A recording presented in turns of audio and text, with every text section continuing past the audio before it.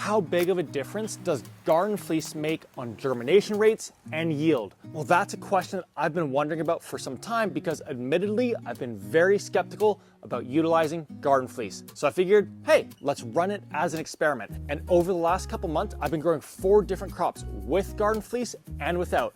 And in today's video, I'm going to share with you the results in terms of germination as well as production and yield. So to begin diving in, let's head back in time a couple months to when I kicked this experiment off. So at the beginning of September, I took 2 of my raised beds and prepped them for fall planting. After that, I used my spacing tile to measure out 4 rows of 3 square feet. This allowed me to ensure each seed that I start will have the exact same amount of space to grow. Now, once I had the 2 environments spaced out, I then planted the exact same 4 crops into each bed.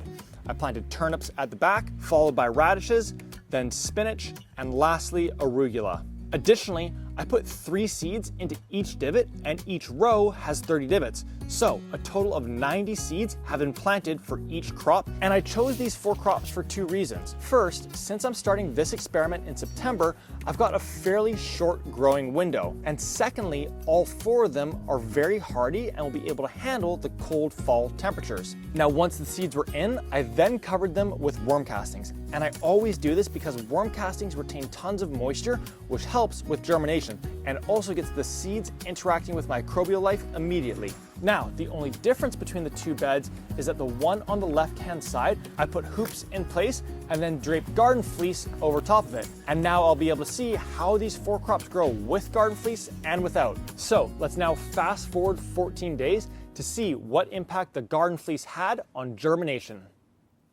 So it is 10 days since we kicked off this experiment, and I want to do a quick check-in because as we can see, we've got some really great germination on this side, and underneath the Garden Fleece, I haven't looked at it in about 5 days, but even 5 days ago, I was seeing some pretty interesting things. So we're going to take a look underneath that to see how all of those are doing as well. To begin diving in though, let's see what our germination rate was in the bed without Garden Fleece. Alrighty, so we got 1, 2, 3, 4, 5, 6, 7, 8, 9, 10, 11, 63, 64, 65. 65 turnips, so really nice, strong germination rate.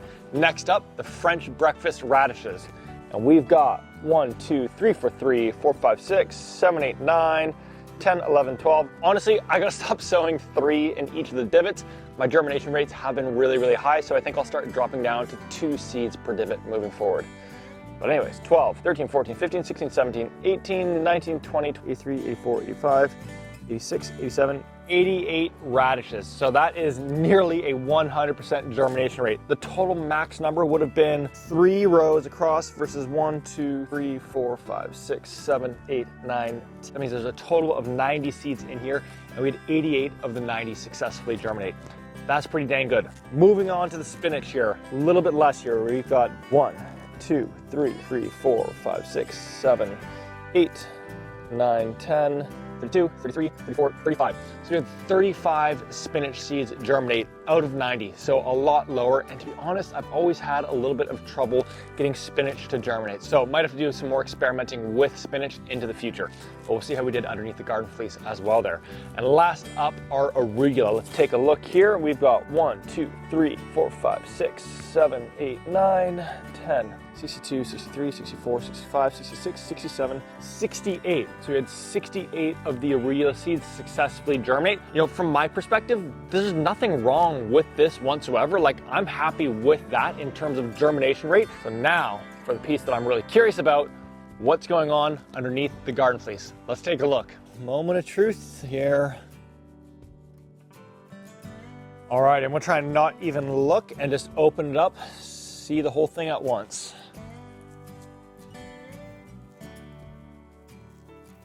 Okay, I'm not looking yet. Whoa, where's the spinach at? It looks lower across the board here. So if I had to guess, I would have thought this bed was gonna have a higher germination rate than the one without the Garden Fleece because it was keeping it a little bit warmer. You know, when the sun was out, it'd be 5-6 degrees warmer, and even in the evening time, it was staying just a slight bit warmer. So I'm quite surprised that things haven't germinated quite as well. Let's quickly go through each of them though to see how big of a difference it was on each of them. So to get started with the turnips back here, we've got 1, 2, 3, 4, 5, 6, 7, 8, 9, 26, 27, 28, 29, 30, 31. It's only 31 out of the potential 90, a lot lower than in the bed that did receive the garden fleece. Let's move along to our radishes here. And the germination is looking pretty good here. We've got 1, 2, 3, 4, 5, 6, 7, 8, 9, 10, 11, 12, 72, 73, 74, 75, 76, 77. So 77 out of the 90, a little bit lower than the garden fleece, but still really solid germination. The spinach, this is gonna be a quick one. We have a grand total of 0 that have germinated under here. I cannot believe this. And quite frankly, I'm really blown away and surprised by the fact that there is literally 0 that have germinated over here. So there's definitely things to continue figuring out on that front for me when it comes to spinach, because I also wasn't thrilled with the germination that I got in the bed without the garden fleece. And last up, the arugula. Let's see how many we got. 1, 2, 3, 4, 5, 6, 7, 8, 9, 10, 11, 12, 40, 41, 42, 43, 44. So 44 out of 90, also quite a bit lower than the ones that were underneath the garden fleece. Now, the second part of this experiment is to figure out how big of a difference there is in terms of the harvest size and yield between the bed without garden fleece versus the bed with garden fleece. And when I was setting this experiment up, one thing that I could not stop thinking about was how much sun is going to get filtered out by that garden fleece, and could that ultimately decrease the overall harvest size and yield? So one thing that I've done over the course of the last week here is with my weather station, which is in the bed without the garden fleece, I've been tracking how much sun this bed has been getting. And then to figure out how much of a difference the garden fleece was having, I actually cut a small piece of garden fleece and put that over top of the sensor that's measuring how many watts per square meter are coming in. And what I found was that it pretty much was decreasing or cutting the amount of sunlight in half. I also tested this on an app on my phone, and the lux count was anywhere between 50% to 75% less sunlight underneath the garden fleece. And one thing that I'm already noticing this evening is for the radishes, they did germinate well, but honestly, they're looking a little bit leggy over here. They're kind of flopping over, falling over, versus the one in this bed, they're all looking nice and sturdy. So let's now fast forward a couple of weeks to the end of this experiment to see how big of a difference there's been in terms of harvest and yield in both of these environments. Well, I think this experiment is going into the flop category. So it's now early November, and as you can see, there hasn't really been any growth since the last update video.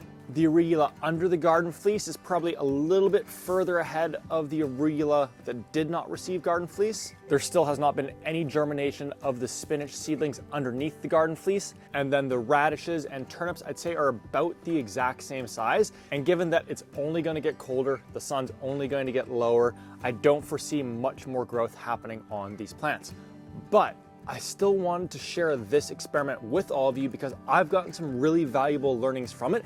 They're going to help inform a next version of this experiment for next year. So next spring, what I'm going to do is take 3 raised beds, and one of them is not going to have any garden fleece over it at all. The next bed will have the exact same garden fleece. And then we'll do a 3rd bed, and it's going to have a polytunnel over top of it. And the reason why I want to do that is because the biggest takeaway for me from this experiment is that I suspect and hypothesize that the garden fleece is filtering out a lot of the sun's light, which is ultimately preventing the plants from growing to their fullest potential. But a polytunnel, that's going to be clear, all the sunlight's going to be able to get through, but it's still going to keep all that warm air right in and around where the plants are growing. And this is one of the beautiful parts about running experiments, is that in doing so, you're kind of sacrificing the short-term production or yield in favor of getting some learnings and insights that are going to improve you as a gardener.